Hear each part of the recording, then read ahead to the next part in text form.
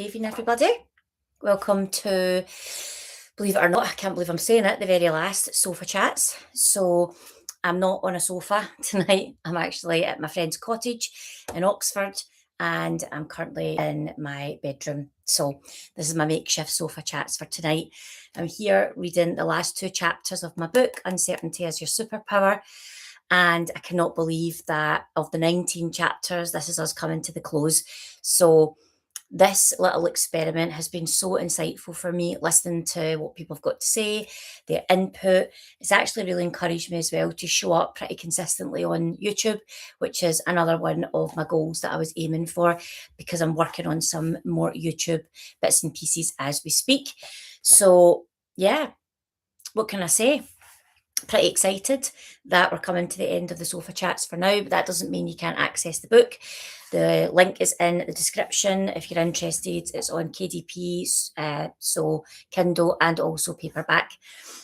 Tonight we're going to talk about chapter 18 and chapter 19, and as a reminder, this is not a webinar, it is not therapy or coaching or a workshop. It's just me reading the final two chapters now of my book and opening up any sort of dialogue for conversation. I won't have anyone live tonight. It's very unlikely because I've changed the time. I have another meeting I've got to go to. So rather than skip another week like I did last week because I had another engagement, I'm just going to read two chapters. And if you catch it on catch up, then please drop me a little replay and just your thoughts and insights. And yeah, so without further ado, let's jump straight in and we'll crack on. So, chapter 18, Another Void, Surrendering to the Unknown. Returning to Scotland after Italy felt like moving through fog. The first couple of days were a blur of family visits and readjusting to life. I was back in my own house, but it already felt like a halfway place. Not quite mine anymore, not yet someone else's. I knew something big was coming, but it would take an energy to bring it to life. I wasn't just dreaming about it anymore, I was doing it. That meant logistics, conversations, and brave decisions. I started by telling my family that I was planning to rent out my house so that I could spend more time in Italy. It took a while for the idea to land, but they got there in the end. I'd already booked the letting agent while I was still in Italy because I didn't want to waste time or have anyone try and talk me out of it. The first step was the ancient fuse box. It was time for an upgrade for safety. I had paperwork to file with the relevant companies and authorities. Furniture needed sorting. I was excited, scared, and focused all at the same time. Thankfully, I met the most empathetic letting agent. When she visited, it felt more like a therapy session than a business meeting. She got it. She got me. She made the whole thing feel doable. And that's the truth about the in-between phases. They aren't always easy, but they are doable. Even when the timeline didn't move as fast as I wanted, I could feel that something bigger was unfolding. Time was playing tricks on me too. It felt like things were dragging. But when I looked back, I realised it only took 11 weeks from that first meeting with the agent to the day that I moved out. 11 weeks to start the rental process, fix everything in the house, fill out all the forms, get the place listed, welcome viewers, find the perfect tenant, sell my furniture, pack everything up, move out. And in between all of that, I still had to plan for my retreat that was hosting in Italy, hire a private chef, create the entire retreat programme, find more guests, organise paperwork for the consulate and my visa, keep my business moving, and get COVID, although I didn't really have that one on the to-do list. Throughout it all, I had the strangest feeling about what was ahead. Not fear, it was more like I was dealing with a house of cards. One thing going wrong could bring the house down. That energy surrounded me at that time. It was palpable, but I trusted that what was meant to be would be. And then it happened. A gust of wind blew over the house of cards. Initial panic ensued, followed by a quick reset. So, frustratingly, my digital nomad visa, which would have granted a year access to living in Italy, didn't work out on time. I was initially very disappointed. I felt like everything was falling apart, but honestly, it lasted 5 minutes and it didn't throw me into a complete tailspin. I just took a deep breath, regrouped, and made a new plan. That's how I operate now. No spirals, no meltdowns, just breathing and redirection. You've heard the phrase, rejection is God's protection and redirection. I live my life by that now. No energy gets wasted on what didn't work out. Reflect, refocus, and move forward. It wasn't just my time. It just wasn't my time.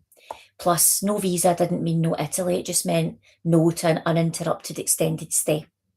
My new plan was to return home after 2 months, and that was the time I'd left before I would end up using my 90 days limit according to the EU rules. The thing is, once I started telling people about Italy, the story was out there. Friends, clients, family, everyone knew. So I stayed focused because I knew that I was what I was building. In the midst of the complicated logistics, I kept my nervous system regulated and stayed connected to my body through my usual movement, ASMR, hypnosis, meditation, breath work, free online tarot readings. That's my guilty pleasure. I also kept up my journaling every day. I'd started a new journal on the way to the airport, heading to Italy, and I loved flipping through the pages, remembering how far I'd come in a short time. It filled my heart with peace and gratitude. The message here is knowing you absolutely must look after yourself to be able to keep moving forward. Own an oxygen mask on first, as they say. This part of the journey, the waiting, the prepping, the unknown, required a different kind of strength. Quiet resilience. Not the pushy kind, the soft kind, the kind where you trust yourself to keep showing up, even when you don't know how it's all going to work out. And I didn't know. I still don't know 100%, but I trust it. I trust myself. I started writing this book from a temporary base, thanks Mum for putting up with me, knowing it's not forever, but also knowing it's part of the path. I brought the book to Italy to work on and finish. Being in Puglia for the second time, I see things differently. Not better or worse, just differently. I have more perspective and more curiosity about the area and other parts of Italy. I'm not clinging to timelines or chasing certainty. I'm holding space. I'm letting go of old things, old energy, old identities. I'm resting when I need it and making moves when they feel right. Even my first visit to Puglia in April 25 now feels like a distant memory. And the lighthouse, somehow, it feels smaller. Perhaps comfort or familiarity seeping in. I'm not in nostalgia though. I'm in forward motion. And this chapter is the in-between, another void, the space between the inhale and exhale, travelling between Italy and the UK, my house now rented out, knowing I have no permanent home to return to, a business that is a moving beast and evolving faster than I could have imagined, while still feeling like I'm walking in the dark with it all. It's quiet, it's unclear, but it's also powerful because I know this. I'm not just watching my life unfold, I'm building it, and that's everything. I'm also finding the space and resolve to write this book. The void is powerful if you use your experience and time wisely. A great deal has happened in the last year, and the last decade has been the fastest and most pivotal of my life. I've acted, sometimes blindfolded, for many years because I trust myself and that there is something else out there for me, navigating the unknown in ways that has become easier over the years. But it all starts with that one step, that one moment when you decide you want to walk a different path. Although much still remains unknown as I come to the end of my second stay in Monopoly, I discovered an inner strength during that first trip that drives me forward in my life and my work. And the structure that stands tall at the port, representing strength, resilience, stability, that lighthouse. I've shared its powerful meaning with those who joined me at my first retreat, and I'd like to share it with you in the next chapter. It might just be that symbol of hope that you need. And the whisper for that chapter, the void isn't a pause in your becoming. It's the quiet calibration before your next expansion. Trust the stillness. It's working for you, not against you. Now that is a real skill to master but it definitely is one that will change your life if you can learn how to do it. So let's move on to the final chapter, chapter 19, The Lighthouse, Becoming a Safe Harbour. When I returned to Glasgow after my first month-long stay in Monopoly in May 25, amidst significant change, I found moments of reassurance. It began when I started seeing lighthouses everywhere, in books, on TV, day trips to the seaside, and even on a poster in the local hospital when I was taking my niece to get her wrist checked. Turns out she had a cracked bone. Now, every time I see a lighthouse, I get a warm, fuzzy feeling inside, like it's a sign that I'm doing the right thing, moving in the right direction. It's such a grounding experience, a little nod from the universe to keep going. I even put the universe to the test and asked to see a lighthouse when I was on a trip to Disneyland Paris. We were staying at Center Parcs Resort, and I knew it was almost a certainty that it would be impossible to see a lighthouse. I mean, it's Center Parcs, for God's sakes. Out walking through the grounds of the resort, I noticed the swan boats huddled together in the lake. No one was on them because it was September and it was raining and it was out of season. But to my surprise and delight, there it was, a mini lighthouse, red and white stripes.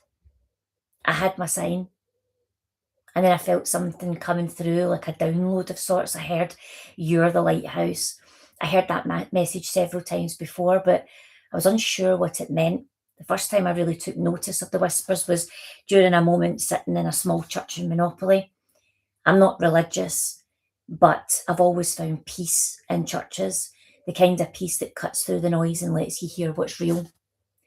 I'd sit in silence with my earpods in still to cancel out any noise from people coming into the church, my eyes closed, breathing slowly, letting all my worries and thoughts drift away. I regularly asked for guidance, show me the way. Please, show me the way. And the answer was loud, "You are the guide, you are the lighthouse." Stopped me in my tracks the first time I heard it. I got goosebumps.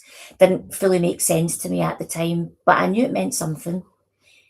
It made me think about my clients and how almost every client I'd ever worked with had been like someone lost at sea. Some were drifting without oars, others were being tossed around in the biggest waves, and some had locked themselves in a tiny cabin, convinced the storm outside would destroy them. But there was always a moment, sometimes small, sometimes profound, where they saw something, a glimmer of hope in the distance, a light that they would move towards. I had one client in particular who, metaphorically speaking, stayed in her cabin for what felt like a lifetime. She was afraid to even look outside, convinced danger was always imminent. One day she dared to peek outside and saw a glowing faintly in the horizon. She didn't know what it was, but something in her soul responded. Bit by bit, she moved towards it, slowly and hesitantly, but with hope. That glimmer was me. Not me in the physical sense, but as her beacon of light. She later told me that that light changed her life. She didn't even recognise the woman she used to be. Now she lives boldly, she trusts herself, she captains her own ship. That's the power of the lighthouse. Doesn't chase, doesn't rescue, it simply shines. It's a consistent, steady light that says, "You're not alone. This is the way home." And that's exactly how I show up for my clients. I'm not here to save anyone, but I will stand tall, anchored and calm, lighting the path back to self, because I know what it's like to be lost at sea, moving through the fog, the dark, the deep, and I know what it takes to find your way back to shore. So when I saw a lighthouse in Paris, I heard those words again, "You are the lighthouse." I knew I must act and bring it to life.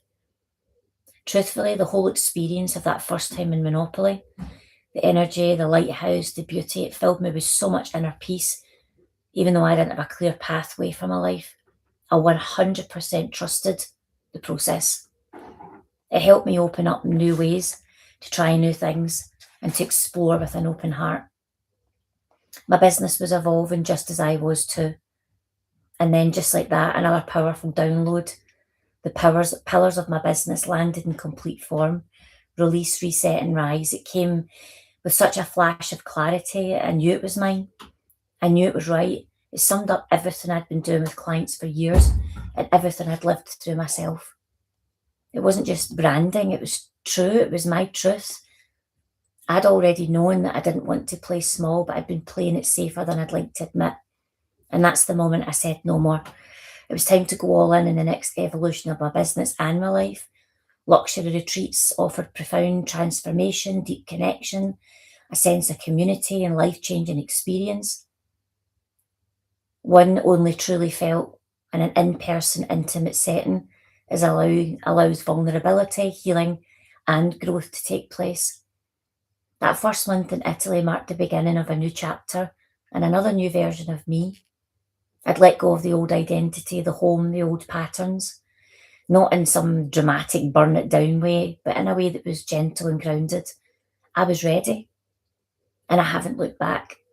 I don't think I'll ever stop evolving. However, that month marked a turning point in the lighthouse. It's not just a metaphor anymore. It's who I am. It's who I help others become. Knowing yourself is about trusting yourself. And with that, you can walk through any of the unknowns. You'll illuminate your own path and shine your own light. We don't need to know all the answers, but we do need a vision, a purpose, a goal, a few steps to achieving. That change starts within you. It starts with facing yourself, deciding who you want to be, challenging the old version of yourself, the old beliefs and stories. It's never too late to start. Your future self will thank you if you do. And the final reflection or the final whisper, you've spent years finding the light. Now it's time to realise you are it. You don't have to chase, you can shine. And there we have it. The last 2 chapters. I can't actually believe that's the end now. So I'd like you to take the key messages that I think from this are the void. If you're in a void, know it's a void. Understand the difference between voids and stagnancy. Sometimes a void can feel like stagnancy, but you'll know if you've planted seeds. You'll know if you've already been taking action and really you're just waiting for the rest of the path to illuminate now. Trust that and own it. And with regards to the final chapter, you know, if you've found the light inside of you, if this book's even illuminated part of that light, it's time for you to go out there and shine it on the things that you want. So not just about being the version of you that you want to be, but let it light up the pathway of all the dreams that you have, all the things that you've put to one side, all the things that you've told yourself, not now, it's not right, I'm not ready yet. What are they? Go and think about what they are and then ask yourself, what version of me is required to help me take that next step? And that's the part that you want to work on. So thanks everybody for being here on this journey. I think it's been since the middle of February and we're now at the beginning of July. So that's pretty awesome. You can get my book if you're interested. As you know, I'm just seeing, is it live still? Yeah, hopefully it's still working. You can get my book if you want to get it on KDP, so it's Kindle or paperback. If you're watching it on replay, please let me know and what your thoughts are, and watch this space because I'm about to launch the next version of what YouTube is going to look like for me. So thanks for letting me practice going live every week for the last 18 weeks. Bye for now.